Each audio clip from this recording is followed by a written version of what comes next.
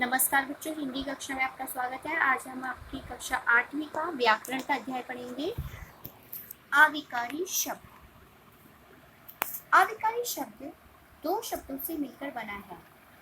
आ जमा विकारी, जिसका तात्पर्य है जिसमें कोई विकार या परिवर्तन ना हो। आविकारी शब्द अन्य शब्दों की अपेक्षा अधिक स्थिर रहते हैं।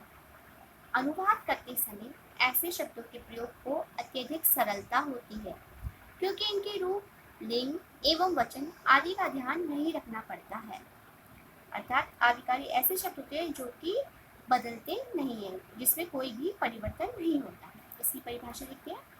ऐसे शब्द जिनमें लिंग, वचन, कारक के कारण कोई परिवर्तन नहीं होता, उन्हें अव्यय या अविकारी शब्द कहते हैं।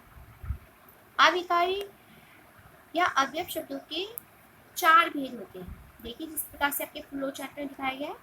क्रिया विशेषण, संबंध बोधक, समुच्चय बोधक या योजक, विस्मयादि बोधक। आज हम बच्चों क्रिया विशेषण के बारे में जानेंगे। क्रिया विशेषण किसे कहते हैं और इसके भेदों के बारे में। बाकी जो अविकारी शब्द है उसको हम अगली कक्षा में पढ़ेंगे। तो चलिए क्रिया विशेषण पढ़ते हैं। क्रिया विशेषण शब्द दो शब्दों से मिलकर बना है। क्रिया जमा विशेषण, इसका तात्पर्य है क्रिया की विशेषता बताने वाला।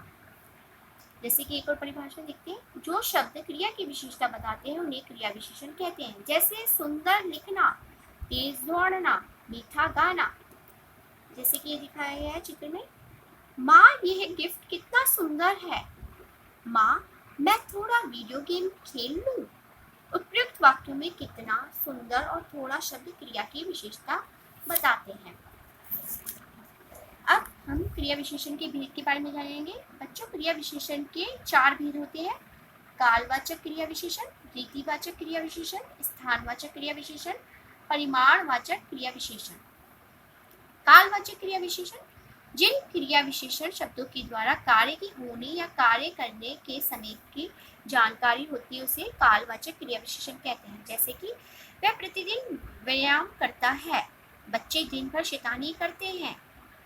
कालवाचक क्रिया विशेषण वाक्यों में प्रतिदिन, दिन भर, रोज, अभी, रात भर, कल आदि शब्द क्रिया की विशेषता बताते हैं। जैसे कि आपने कहा कि मैं रात भर पढ़ती रही, तो आप कब पढ़ते रहे? रात भर। तो ये कौन सा हुआ? कालवाचक क्रिया विशेषण। अब दूसरा देखते हैं इसका भेद। रीतिवाचक क्रिया विशेषण, जिन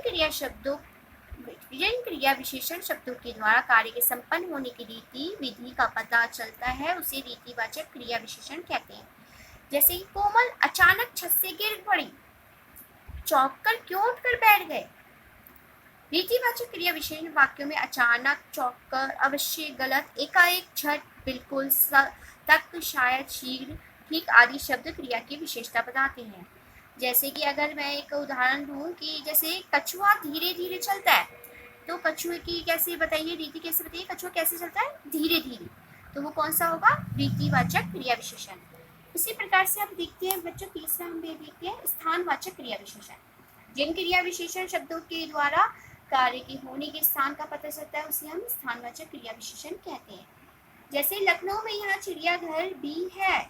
लखनऊ में यहाँ चिड़ियाघर भी है, तो कहाँ पर है चिड़ियाघर? लखनऊ में। ताजमहल वहाँ आगरा में है। जैसे कि सबको पता है कि आगरा में क्या है? ताजमहल। स्थानवाचक क्रिया विशेषण वाक्यों में इधर उधर, यहाँ वहाँ, दाएं बाएं, आर पार, आसपास, ऊपर नीचे आदि शब्द क्रिया की विशेषता बताते हैं। परिमाणवाचक क्रिया विशेषण, जिन क्रिया विशेषण शब्दों से कार्य के नाप तोल की जानकारी प्राप्त होती है उसे हम परिमाणवाचक क्रिया विशेषण कहते हैं। जैसे कि मैंने अपने पूरे कपड़े रख लिए, इतना मत चलो कि थक जाओ। और जैसे मैं एक और उदाहरण दूं कि मतलब कि सीता बहुत बोलती है, तो कितना बोलती है? बहुत बोलती है। तो वो किसमें आएगा? परिमाणवाचक क्रिया विशेषण में।